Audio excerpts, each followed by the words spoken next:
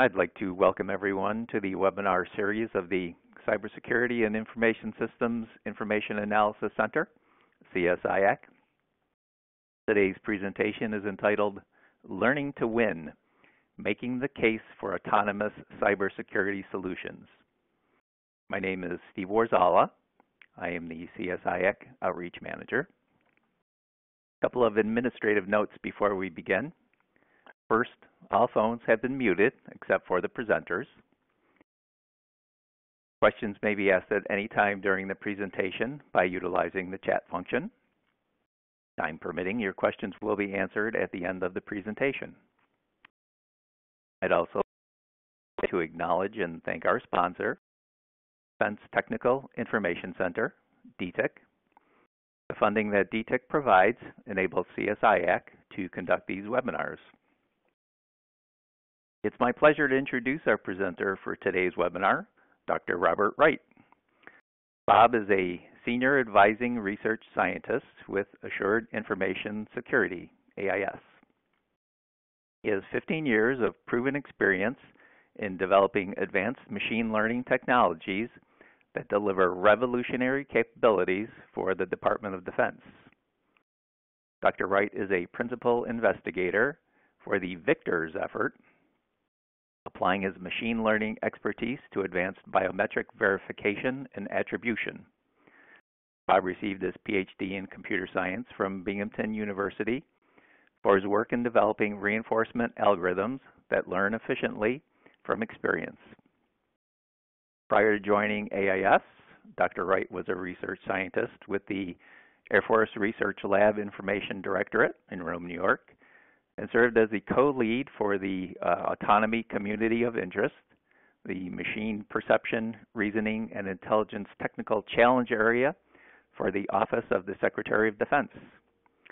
His other research interests and area of expertise include deep learning, data mining, biometrics, multi-agent systems, and genetic algorithms. I will now turn the presentation over to Dr. Wright. Good afternoon, Bob. The floor is now yours. Awesome. Thank you very much, Steve, and thanks for the nice introduction. So thank you all for attending, and it's my pleasure to talk to you about a subject that's near and dear to my heart. This is on machine learning and ways of letting it do some really amazing things for control. So I'm going to start off with an overview.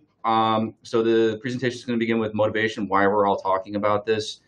I'm going to go into kind of an introduction to machine learning, what it is, what it's doing, and what it can do for cybersecurity, and more importantly, what it's done and where it can go.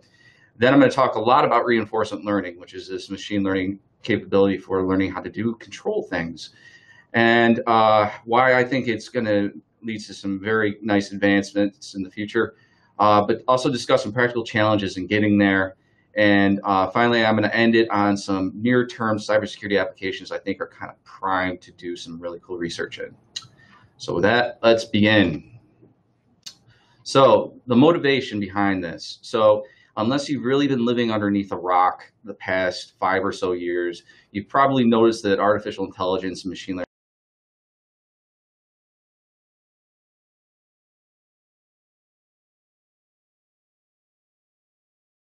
Bob, we've lost your audio. Oh, am I still on? Yeah, I can hear you now. All right. What was the last thing you heard? You were just getting started about living under a rock. All right, living under a rock. The past 5 years, you've probably noticed that there's been a lot of advances in artificial intelligence that have been making a lot of news in the mainstream media. Things like autonomous vehicles, Google's personal assistant, Alexa, Watson, and machine learning is the revolutionary technology that's enabling these advances in artificial intelligence. And it really is having impacts across all sectors, not just the visible examples that I talked about before, but behind the scenes. And for cybersecurity, this is true as well. It's already making a lot of differences in there as far as helping us to make sense of the big data, distill all the valuable information that we can out of the data that we're being bombarded with. It's helping us to analyze more and more complex systems and harden them from a security standpoint. And it's just allowing us to make better, faster, more informed decisions given the high speed or rate of which we are being bombarded by data and challenges. However, we're not quite using it to its full potential, and it could potentially do a lot more if we let the machine start doing a little bit more of the stuff that we are still doing for it. The challenge is that it's going to be a little bit difficult, a little bit risky, but the rewards are really going to help overcome and mitigate those risks. So why is this happening now? Why is machine learning all of a sudden seemingly becoming such a topic? And it really has to do with the convergence of three factors all coming together at once.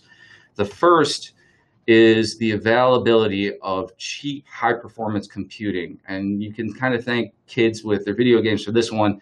The rise of general-purpose graphics processing units that can do a lot of high-speed parallel processing together has really given researchers in the area the ability to do the calculations they need without resorting to going to a very expensive supercomputer. So things that weren't possible before on a desktop are now possible. Second, the emergence of novel models and algorithms. Now, a lot of these algorithms are based on stuff that's been available for the past 40 years, but there have been some new advances such as deep learning that have enabled machine learning to be much more robust, do a lot more than it was able to do before. And finally, the third one is the rise of big data. So with the rise of the information age, data has become much more pervasive. We've been doing a lot more with it, and these machine learning models are very data hungry. So now we have enough data to actually feed these things. We have the processing required to process it, and we have the algorithms to do it.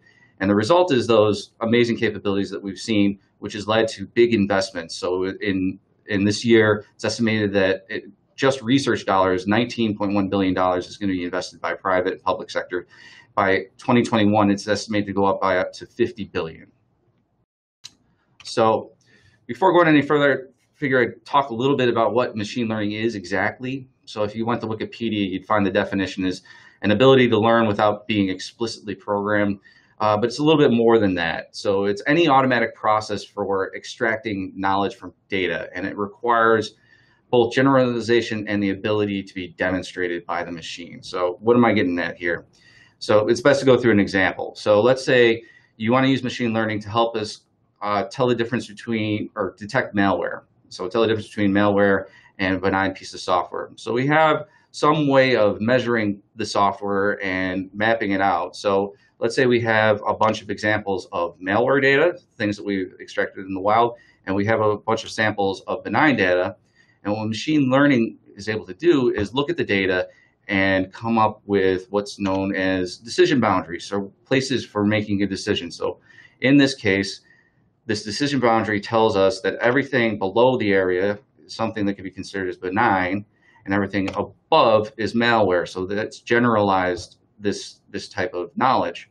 And the way it would demonstrate it is if we are given a new sample, the yellow one there, that is also mapped there, the machine learning model can place that point, use the generalization, and say, oh, because it lies above that point, it thinks it's malware. So that's just one example of machine learning and one type. There are several different types, three main types of machine learning, and that example is what's known as an example of supervised learning, where the data that the machine is provided has some sort of label associated with it. So the labels back there where we had examples of malware, we had examples of benign software. So supervised is able to use those labels to infer information about the problem. And it requires a lot of the label data. So you may have a lot of data, but unless it's labeled, which can be a painstaking process, it's not really applicable to supervised learning. There's also unsupervised learning, which doesn't require any labels, but because it doesn't have information to go on, it can't do the same types of things. What it is useful for is discovering the structure of a problem, and is useful for things like clustering and pattern recognition. And then finally, there's reinforcement learning, which is semi-supervised. So there aren't any labels, but it's not like unsupervised learning where the computer really isn't given any information other than the data. It is given a type of feedback signal, which helps it figure out its tasks. So it isn't told how to do things, but it is given some feedback. And it learns from experience. And since it is a topic that we'll be discussing in more detail, I'm going to leave a little bit more of that till later.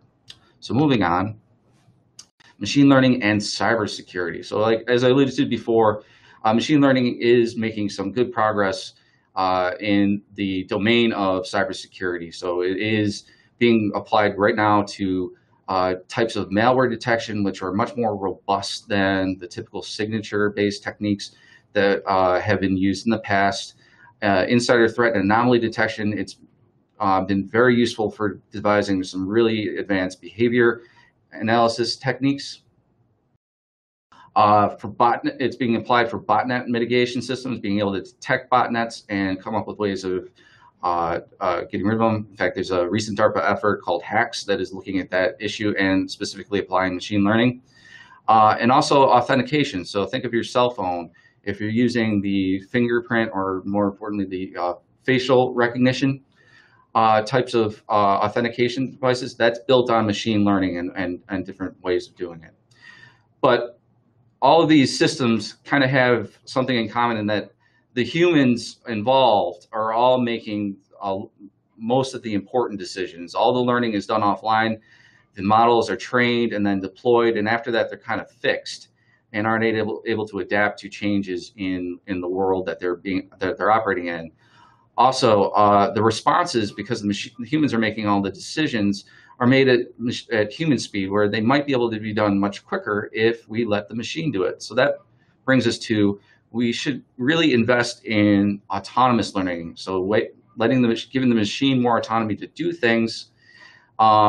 If we're successful in this, we'll have systems that are much more adaptive and robust, are able to respond immediately or very quickly to changes in their operating environment. They'll be much faster. They'll be responding at machine speeds and potentially be able to outmaneuver our adversaries who are looking at using this technology against us. And as I keep saying, this is difficult and a little risky, but the rewards, I argue, are very much worth it. So that leads us to reinforcement learning, kind of the main subject of the talk, and the technology which I think is going to get us there. So what is reinforcement learning? So as I said, it's one of the different types of machine learning, and it's one that works off of experiences. So it's an experience-based type of learning system. And it's also something that is applied to sequential decision problems. So instead of something where, let's say we had that malware problem where we have a piece of malware, the decision is just one decision. So is that malware? It's not. Our problem is really done. The sequential decision problem, it's more of like a goal-oriented problem, how to get from point A to point B, how to accomplish some task, or how to prevent something that we don't want from happening, and all the different steps and decisions that we need to make from where we start to where we end.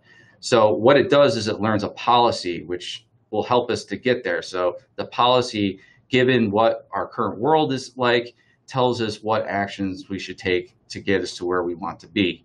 And the way that it's able to learn these policies is by optimizing its model of the world based on the feedback of the experiences that it gets.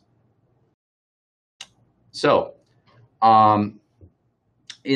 on the right, I have an example here of how this could work. So we have a machine that represents our learner and a computer security task where it's going to apply an action to try out to get some experience. That action is going to impact the state of the world, and we're going to get an observation on what happened.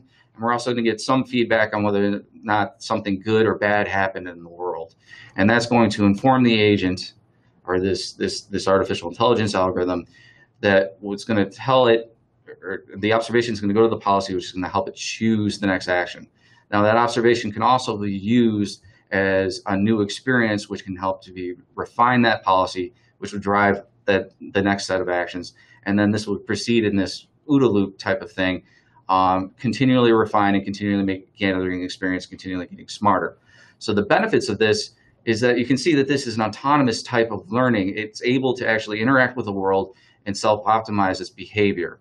There aren't any labels. You don't need to tell it exactly what a good action is. From the rewards, it's actually able to infer what the sequences of actions were that led to good or bad rewards. It's adaptive. It's able to change how it behaves over time as the world around it changes, which adds a lot to its robustness. And additionally, the experiences that it learns from don't necessarily need to be from itself. It can learn from the policies of others or by observing the experiences of others. So it doesn't need to learn everything on its own. Okay, so moving on. So it may be automatic and an automatic process of how to learn it, but actually setting this thing up is a very involved process and requires several key ingredients to actually make this thing work. So the key ingredients to any reinforcement learning problem are, first, you need to define what an observation space is, what the machine is going to be able to look at.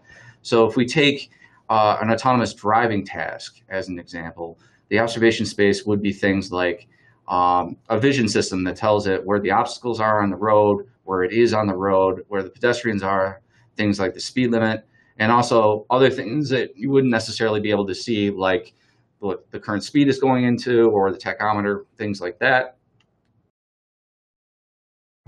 For actions, it's the activities that the algorithm can use in pursuit of the goal. So the things that it can do as part of its policy, for our example, would be things like signaling, turning right, and accelerating, hopefully not over some of those pedestrians. And then there would be a reward signal that would give it feedback on how the policy that it was following or observing how it performed. Now, it's instantaneous in that it should be given some signal all the time, but for the big events, like let's say it crashed and we would want to reward it or penalize it quite negatively, it wouldn't just learn that last instantaneous action caused that fault. It would actually be able to infer all the way back what sequence of actions led to the bad behavior or what sequence of actions led to good behavior. So it's a very robust system. And it's important to talk a little bit about how it got here and the history of it. So I'm going to spend a little time on that. So reinforcement learning really has its roots as a science, for a computational science in the late 80s.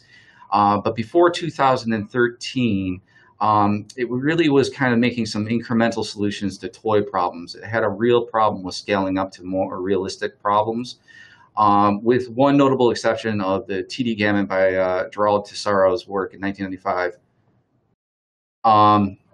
That actually created a world-class backgammon player at the time, which was quite the achievement. But people were really struggling with trying to get it to do anything else at scale.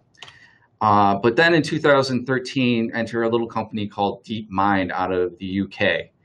And DeepMind was a small startup that had grand ambitions to create an artificial intelligence, a general purpose artificial intelligence like Data from Star Trek, or something that would really revolutionize things. And they came up with this new machine learning AI technique based on deep reinforcement learning.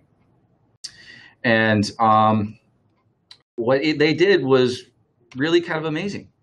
They created an AI that played Atari 2600, not just any Atari 2600 game, but all of the games. And it was able to play it really well.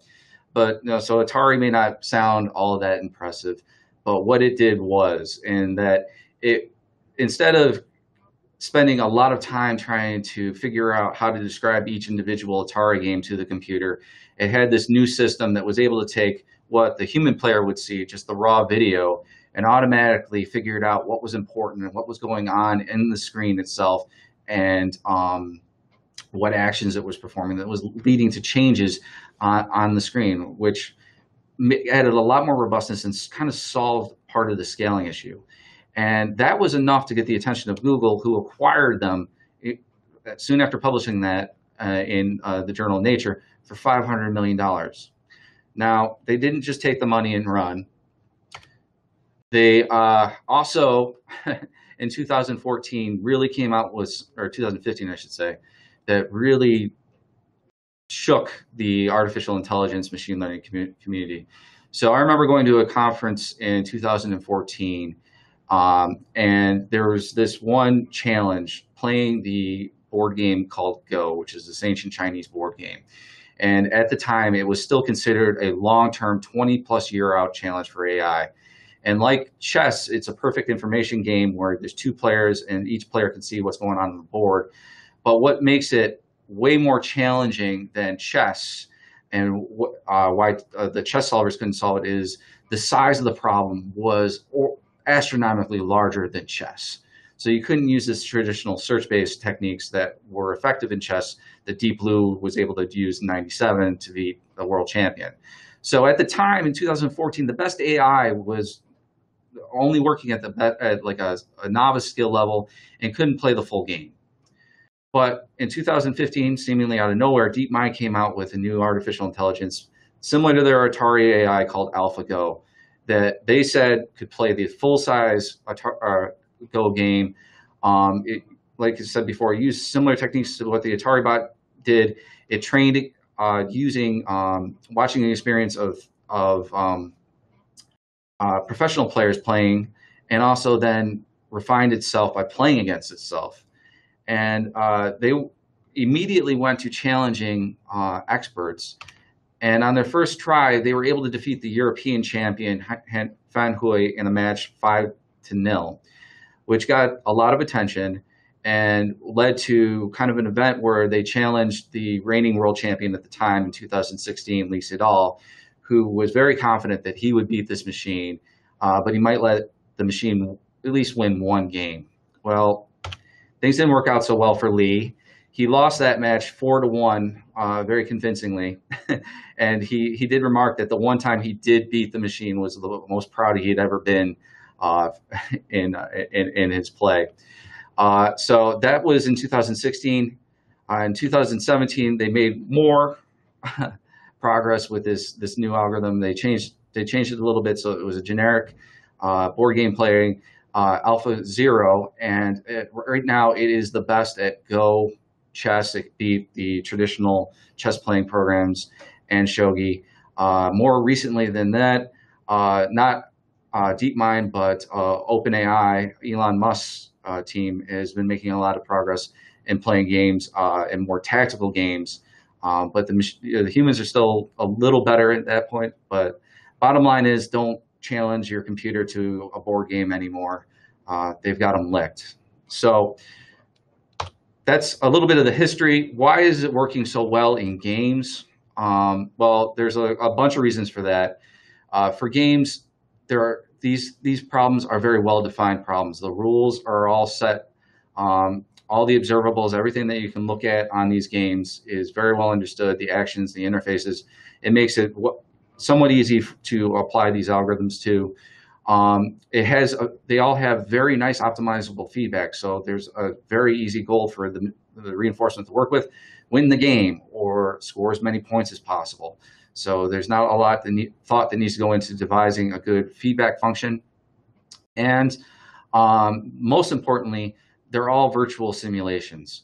So reinforcement learning and our machine learning requires a lot of experiences.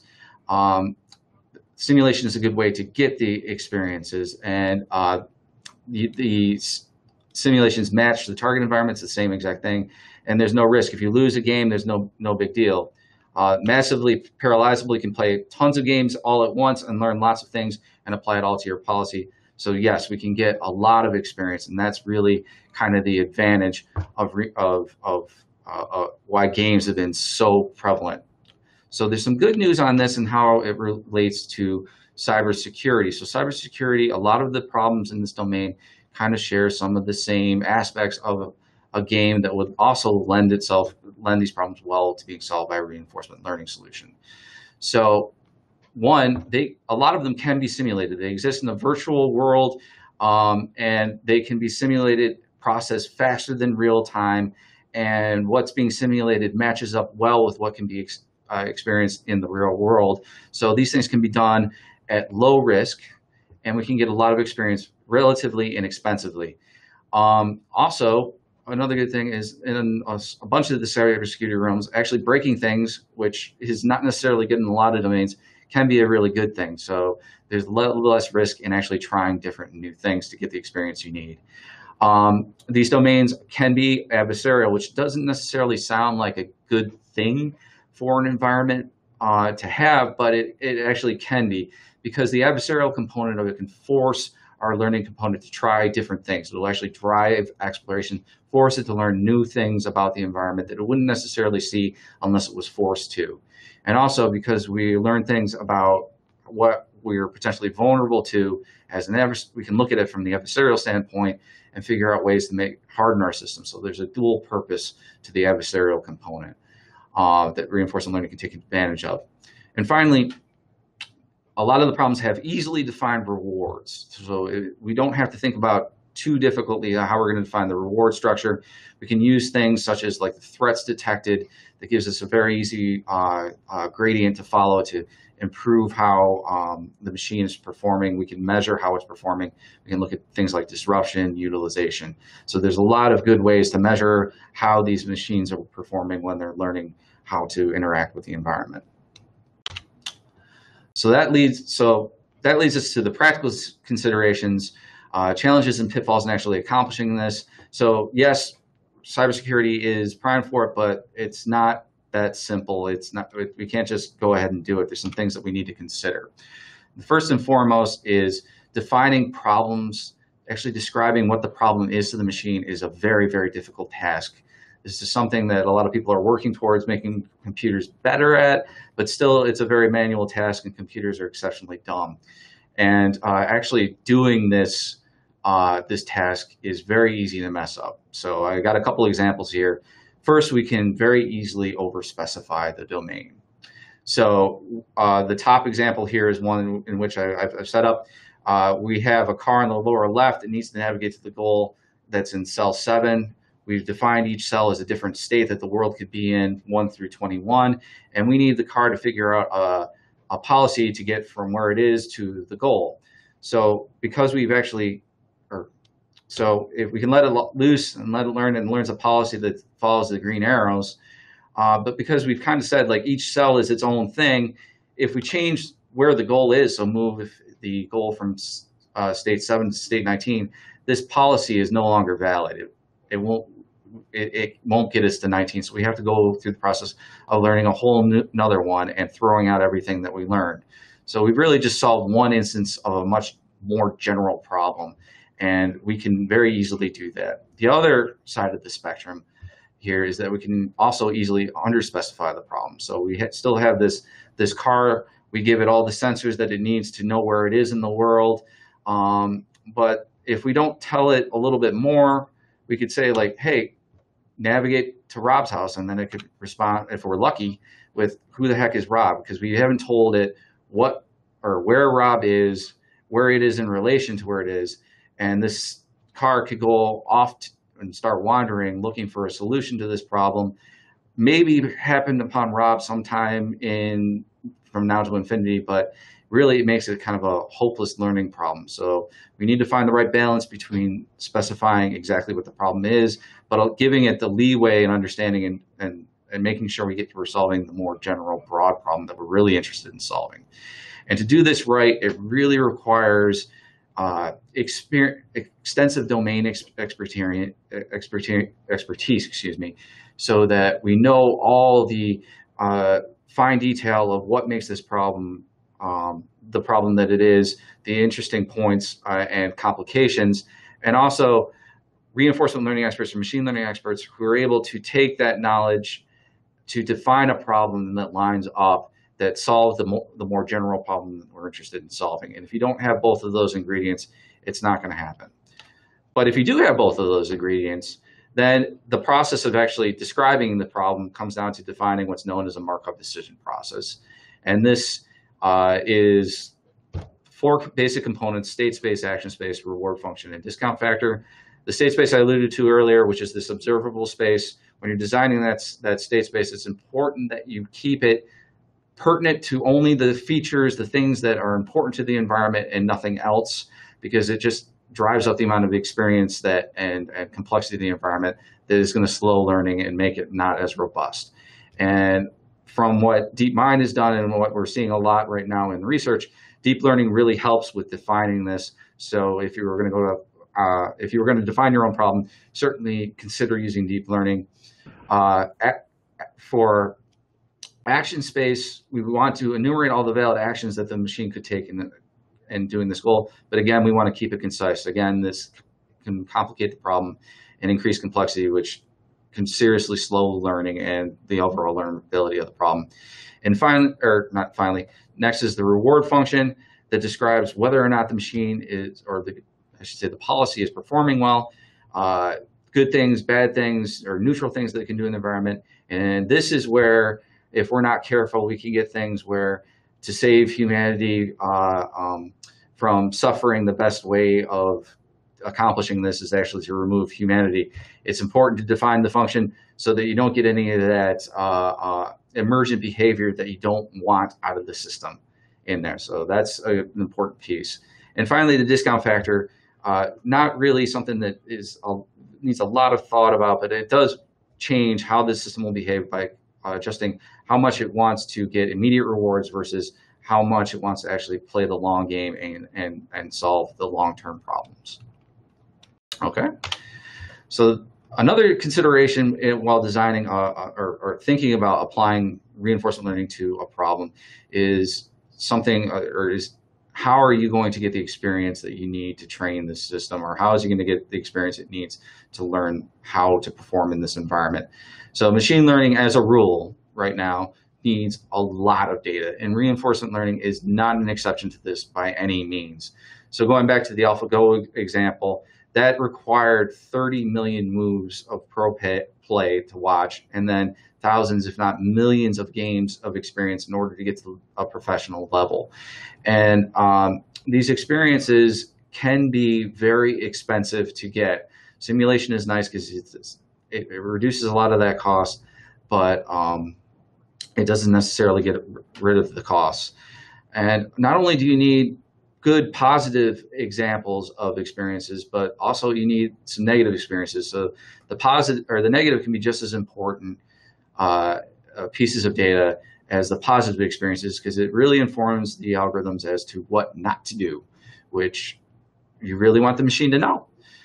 So in designing it, you need to figure out where you're going to get your data from. You can use simulation, which is very nice, but you may not get the fidelity that you need that matches up with the real world that you're working on. You can let it learn online, or at least observe online. So that being watching during actually trying to accomplish the actual task, whether that be in a virtual environment like a cybersecurity world or a physical domain.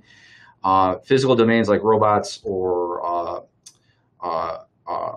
automated vehicles, things of that nature, are another online domain that you could try, but the cost there can be a lot more, especially when getting negative experiences. If things fall over or break or crash into things, there's a lot of cost in that to get the negative experiences. So you're going to have to figure out how to do that in physical domains. So if you can, simulation really is the best option for getting it. You have to worry about the fidelity, but there are some ways to kind of mitigate the risk for how you're going to do the collection. So you don't necessarily have to do fully autonomous exploration where you let the machine try different things.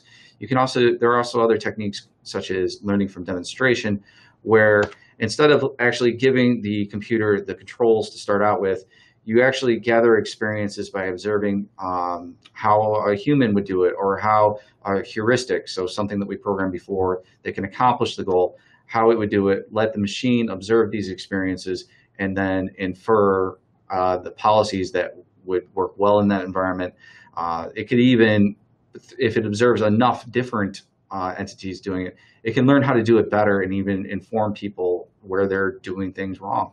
So it's something to consider. And another major challenge to actually trying this out is trust and autonomy. And this is both a technical and non-technical test. So when is it appropriate to actually give these things control of the system? When are we actually comfortable with doing this?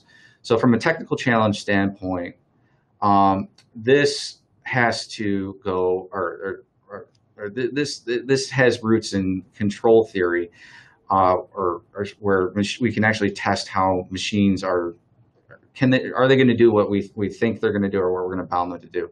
And unfortunately, the stuff that the formal verification methods that have roots in control theory don't really apply to these adaptive autonomous learning techniques, because the question of how are we going to ensure something is going to do something that it's not explicitly programmed to do when the system is supposed to do things it's not explicitly to do is a fundamental problem. So a lot of smart masochistic people, or much smarter than me, masochistic people, are working on this, but it's not quite there yet. So the other option is to do exhaustive testing of these systems. And this is what the autonomous car makers like Waymo, Uber are trying to do right now. But it is expensive. It can be dangerous, as what we've seen with what Uber has done. And it doesn't really offer any guarantees, particularly for the systems that are going to be learning online.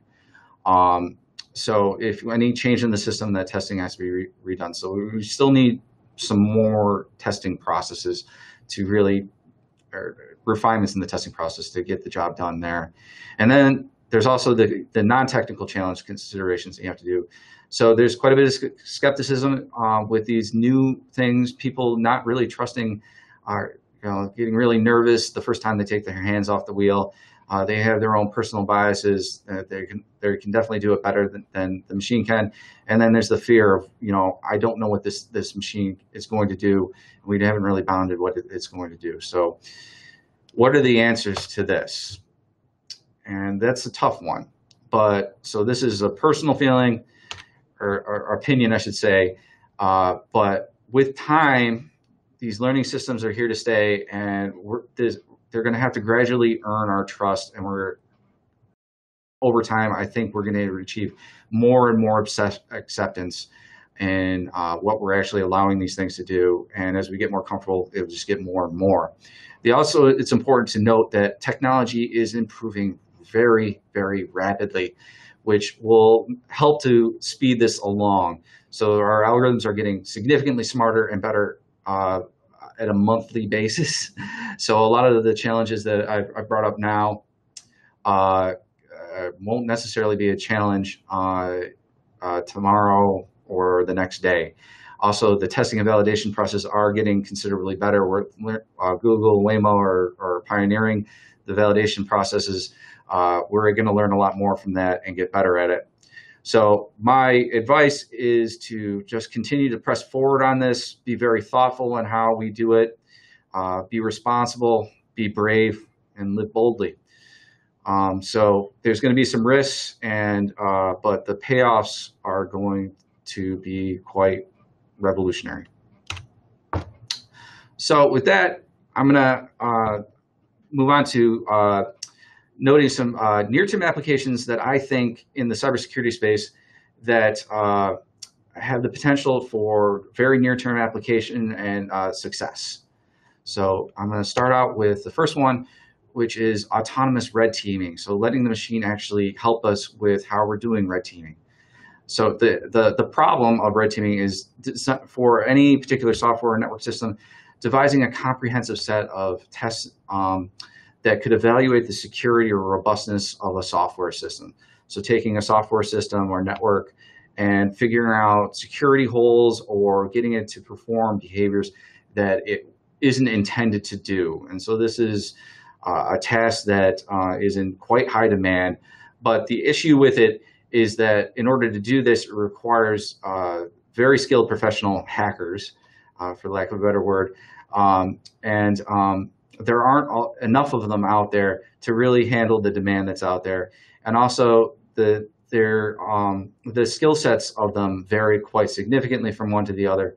So there's a little bit of change, or a little bit of issue with how comprehensive the evaluations they can perform. Additionally, the software systems that they're being tasked with are becoming there's increasingly more numbers of them, and the systems themselves are becoming increasingly more complex. So the amount of time it takes to do an assessment of the system is becoming much greater and much more difficult. And then, as I talked to you about before, consistency in these evaluations is an issue. We need better consistency in standards. Not all evaluations are created equal.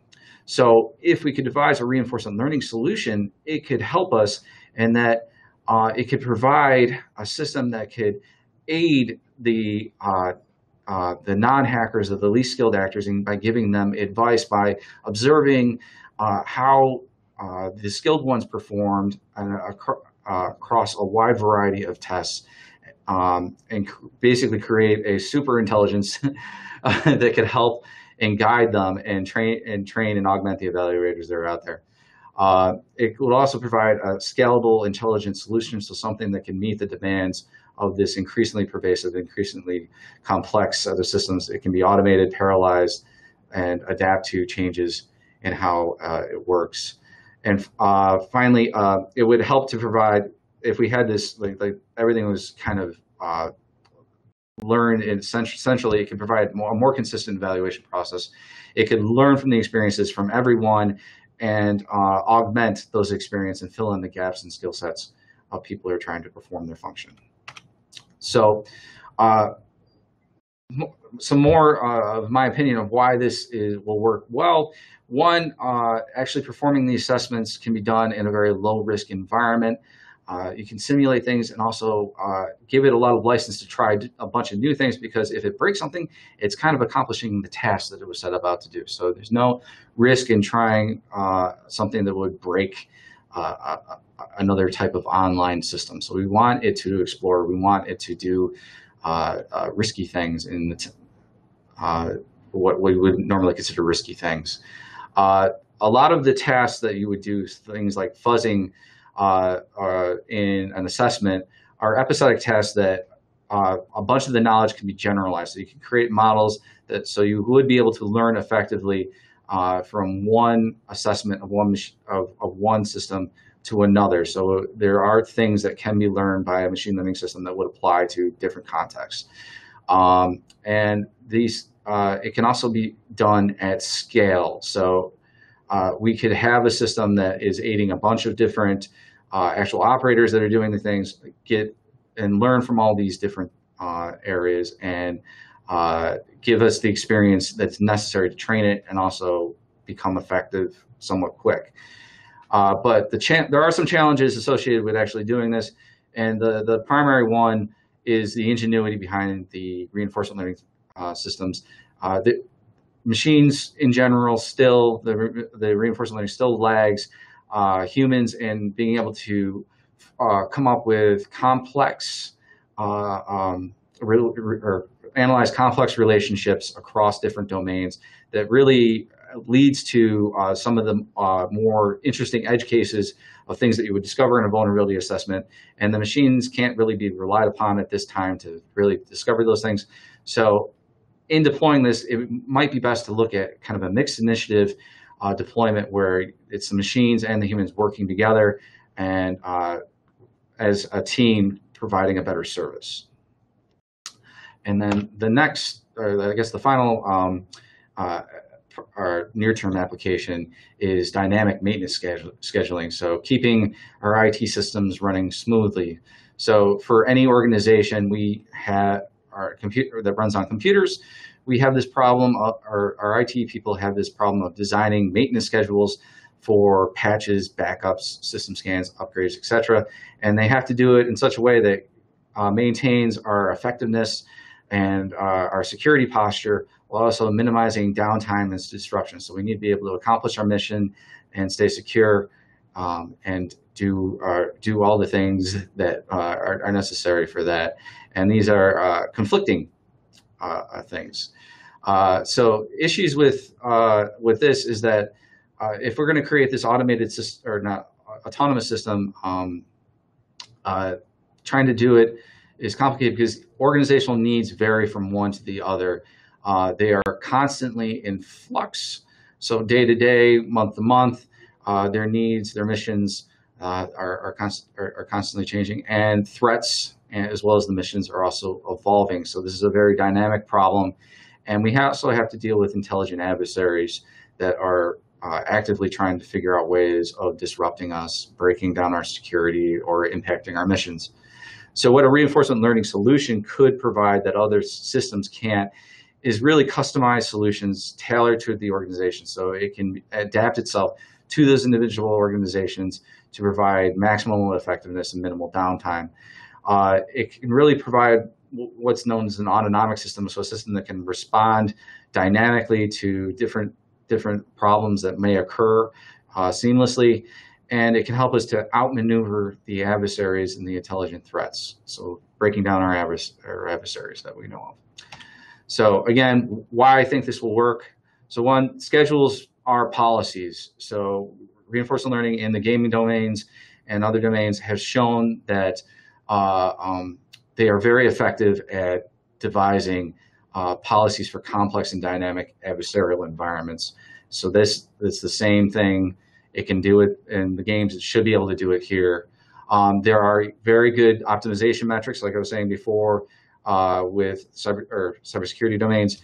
We can look at things at utilization, uptime, downtime, things of this nature, which will tell us whether or not our system is performing well or bad, which would lead to better and better behaviors. And the problem really in itself does demand an autonomous solution. Our IT people are pulling their hair out trying to deal with the response times necessary, and it really requires a constantly maintained adaptive process. So it's really, the problem wants this type of solution. So, but the challenges are, this is not necessarily something that can be simulated effectively. So a lot of the learning will need, particularly if you want to do adaptation, will need to be done online.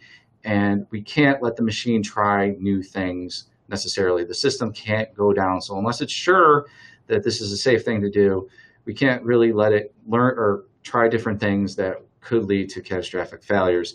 So we could augment this by bounding what the machine could do with some certain rules that could kind of just help aid it in ensuring that it's not going to do something exceptional. It may limit the novelty of the solutions that it can come with, but it would prevent it from doing catastrophically bad things necessarily. So with that, I've said a lot very quickly, but in summary, I hope that I've made a good case for why machine learning is incredible, and particularly why reinforcement learning has a great potential, particularly for improving cybersecurity, and ways and why it's a good fit for cybersecurity. I hope I've kind of informed you on some of the interesting challenges, and that there's a lot of potential there, but getting us to where we want to be is going to be challenging and expensive. There will be some failures along the way, but to the people that make it through, there will be also some very rewarding and really revolutionary capabilities to come out of it, I believe. So with that, I think we're ready for questions. I'd like to finally add some special thanks to CSIAC and Quanterion, particularly for their patience in me developing this material. A benefit of being a machine learning expert in cybersecurity is that we're very busy, and they were very patient with me. So thank you very much, and thank you for your attention. Well, thank you very much, Bob. That was a informative presentation, and it's it's one of these cutting edge technologies that I think is really going to make some big changes and big impacts. So I'm going to try to go back. We've got a couple questions here. All right. So the first question that came in had to do, it was on the slide when you were talking about the trust and autonomy, and in the technical challenges portion. There was a question about how you go about estimating false positives versus false negative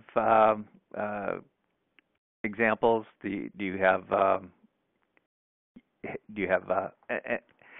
an idea on how you deal with those situations?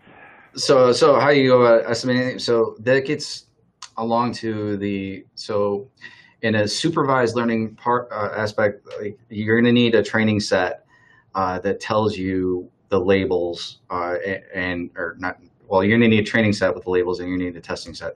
The testing set will allow the machine to learn something, and then you need to verify it using the testing set.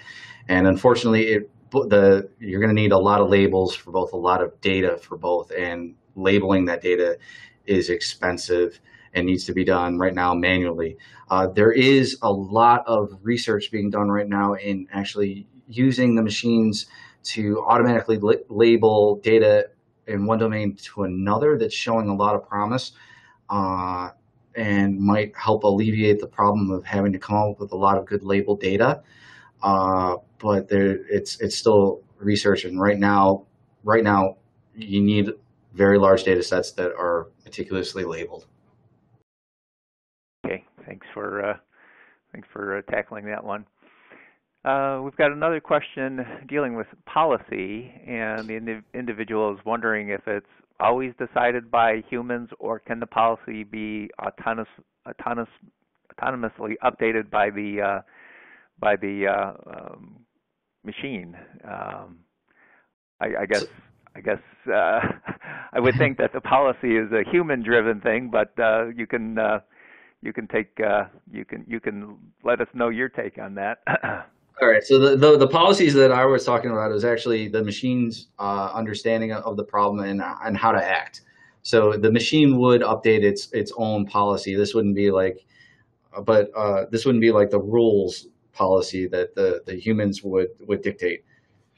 But the machine policy could be augmented by a human defined policy, so that we get away from those situations where the machine learns something and it would want to try something that the human policy would say, absolutely not, under no circumstances do that.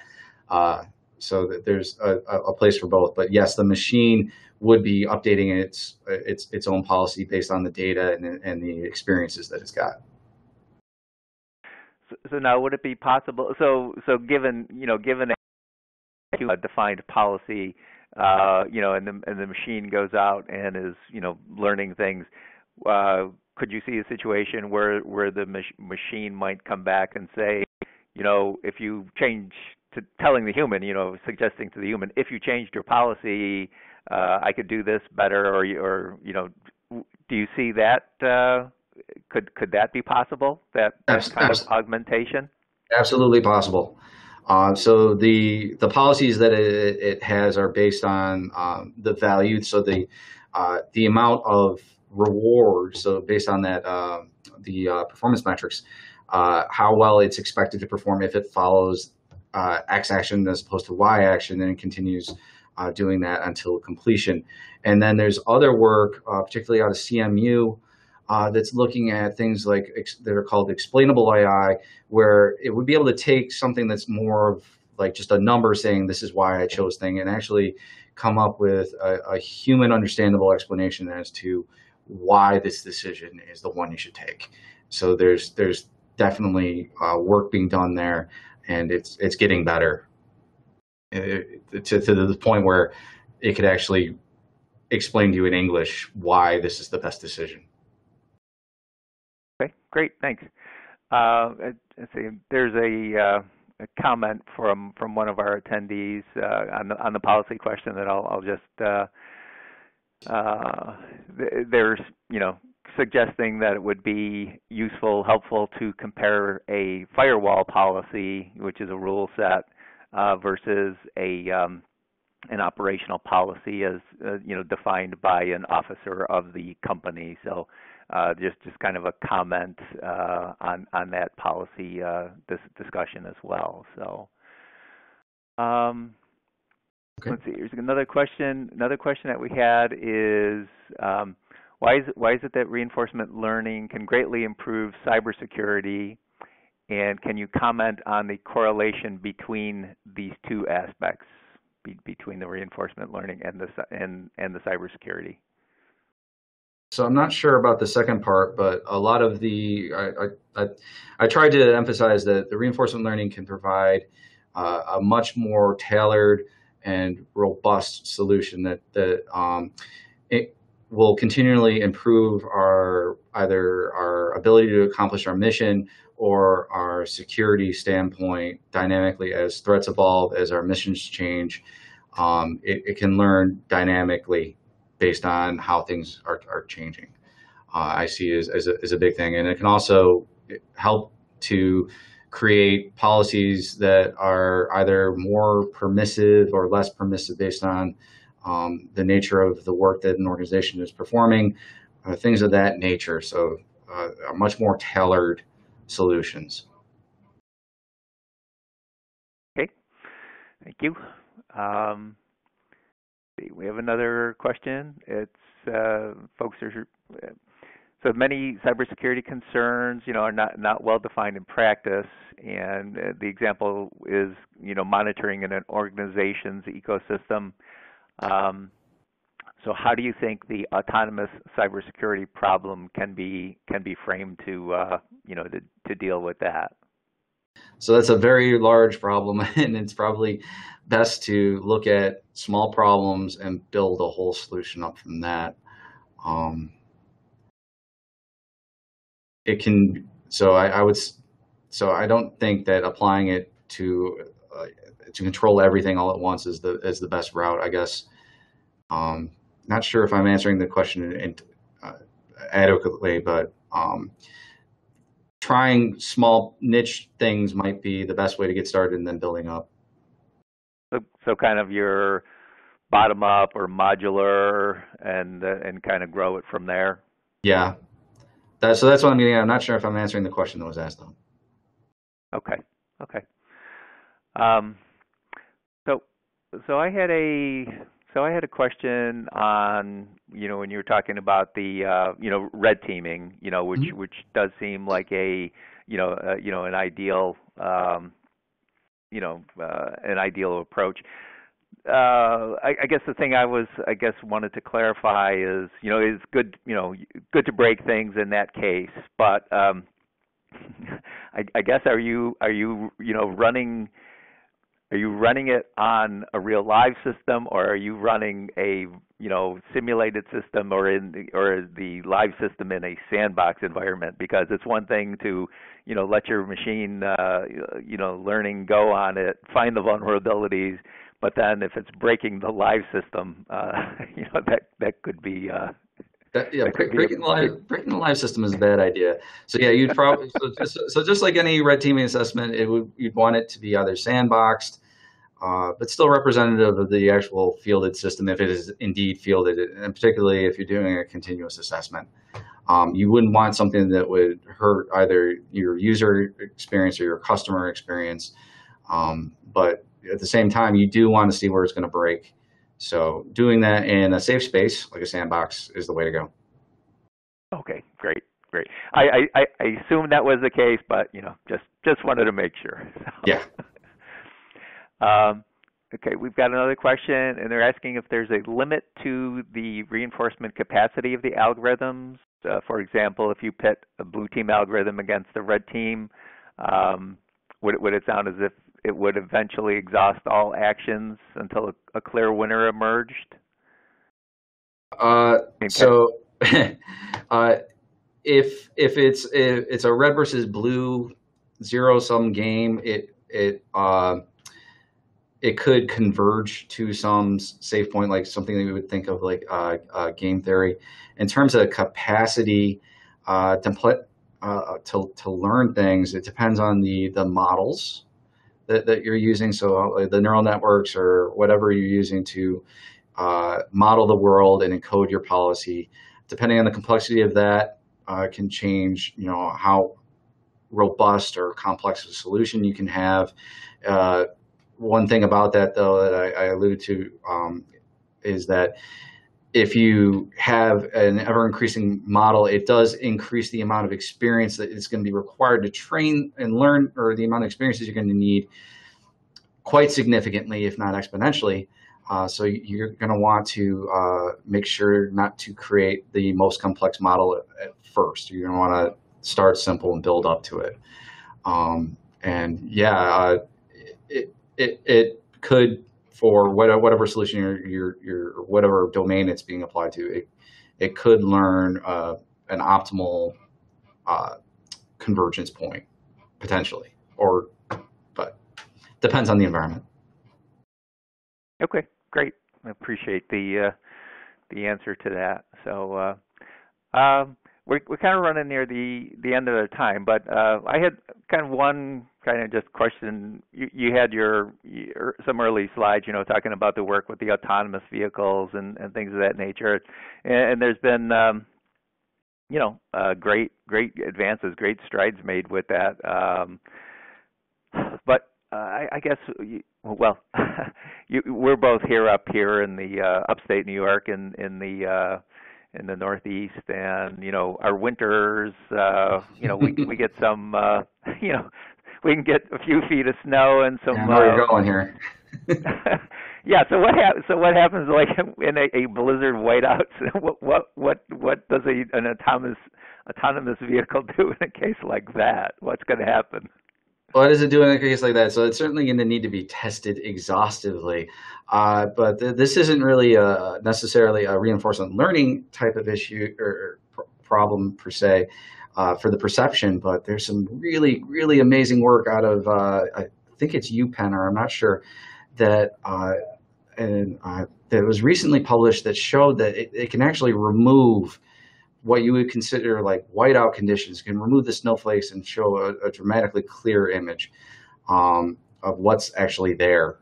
I forget exactly what's going on underneath the hood, but it's amazing what machine perception can do right now, and it's getting really good. Right now, it's not a false statement to say that computers are better at recognizing doctors' handwriting than people are. It can read things better than people can. So machine perception is making tremendous strides. Okay, so there's a possibility that it would actually do better than us in those conditions, given the different sensors that it has on board. So. Yep, as long as they test it right and you feel comfortable taking your hand off the wheel. Yeah. Okay, well, I hit most of the questions that came in right now.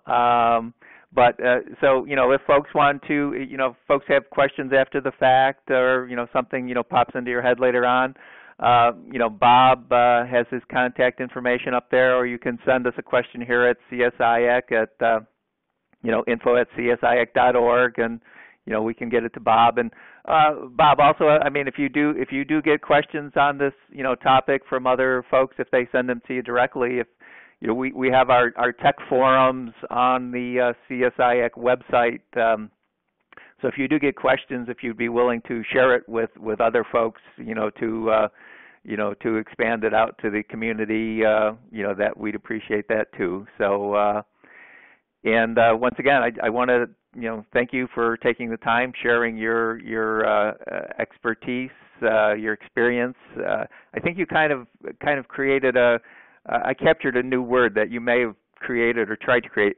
Expertarience is a new word I'm going to use. Oh, no. I like that. I'm gonna use that. Expertarience. So once again, I really appreciate it, and it's a great presentation, and just thanks for doing it for us. We appreciate that. Thank you very much for inviting me, and thank you all for your attention. All right. Well, I'd like to thank everybody for attending, and I'll make a tentative announcement. This is kind of happening in real time, but I think we might have our next webinar on the 20th of September. Like I said, still TBD, but we're hoping to look at some computer game technology. We're looking at a model-based approach for a game-oriented approach for mitigating cybersecurity risks. So hopefully that'll happen on September 20th. But we'll send out an announcement on that. So we'll keep an eye out for your in your email, and we'll let you know when it actually gets firmed up. So that's it for today. Thanks for joining us, and we'll hope to see you next month. Thanks a lot. Bye-bye.